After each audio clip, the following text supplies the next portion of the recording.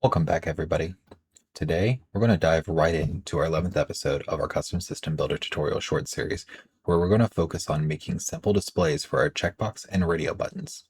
This episode is going to rely on some of the skills covered in our custom HTML, CSS, and meters video, so make sure that you've watched that before jumping into this one. We're only going to be covering custom reference components in this episode, meaning reskinning the actual components will be a whole nother episode.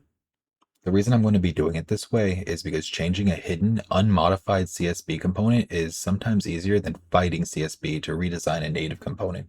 It is definitely a lot less prone to breaking with CSB changes down the line, including when they update their CSS structure. So it's a good option to consider as a first resort, depending on your system and needs. With that out of the way, let's start by making our proficiency visuals for our prototype. Since our skills are in a grid of 3 columns, it'll be easiest to make our checkbox share a panel with a reference component. We'll only see one of these two at a time, depending on what our edit lock's set to. With that being said, we don't have to worry about how the vertical positioning looks on the actual actor. Now for the actual content, I'll be using SVG to make our custom icons. SVG is a great tool because it's lightweight, editable, and scales with different monitors and window sizes. But don't worry, we're not going to jump straight into coding SVG from scratch.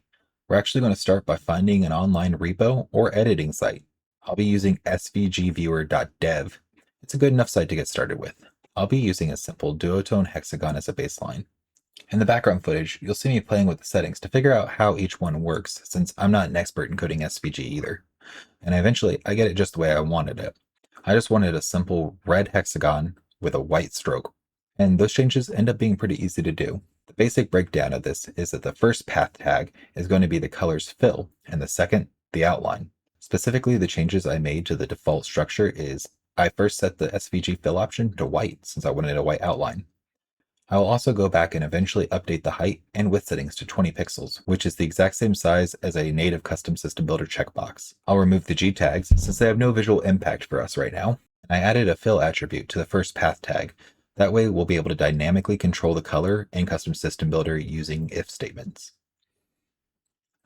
Now, with about 2 minutes of work and some small edits, I have a hexagon just like I wanted, with a white border and a red fill ready to use. I'll go ahead and just copy the SVG code and paste it directly into our label. It's as easy as that. Of course, at this point, I hadn't edited the size yet. In the video, I went ahead and did the height first and completely forgot to change the width, but I realized it later and go back and edit it.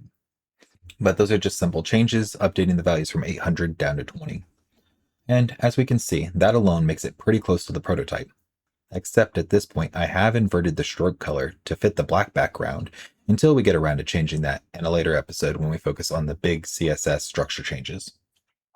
Now, to make it responsive, if you recall back in our HTML, CSS, and meters video, we did discuss using CSB if statements to make our custom content dynamic.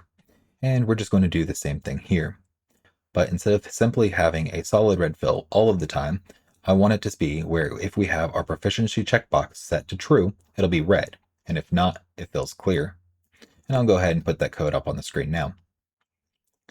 Too easy. And with that out of the way, we can now go ahead and set our edit lock visibility so we only see it when we're not editing our sheet.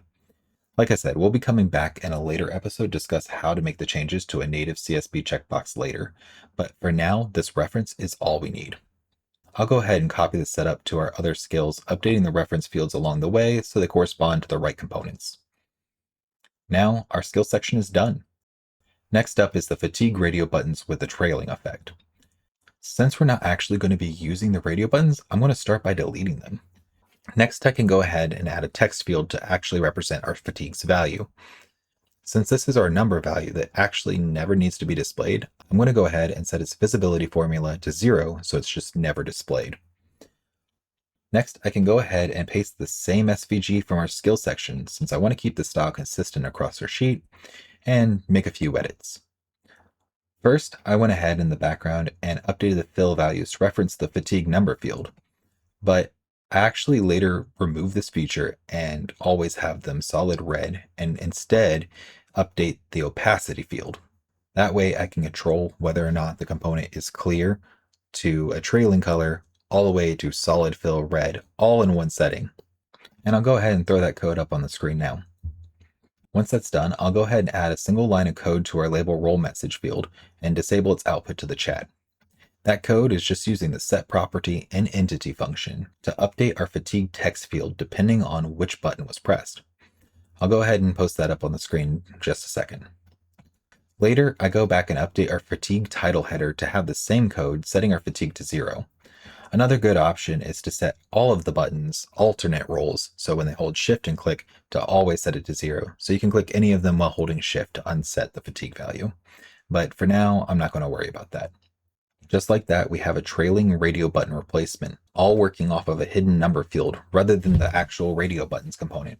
It works exactly the same, but it's with a custom display. This exact process of using custom system values to update SVG elements, pictures, or even custom HTML are how I made a lot of the cool components in my custom system where I first started, including the magic radio graph, though that took the complexity to a whole nother level. So with that update, we're one step closer to completing the sheet. In the next episode, I'm going to focus on reskinning the native checkbox component. But for now, as always, I hope you're finding these short tutorials helpful, and I'd appreciate you liking, commenting, or subscribing if you haven't already. I'll see you all in the next episode. Peace.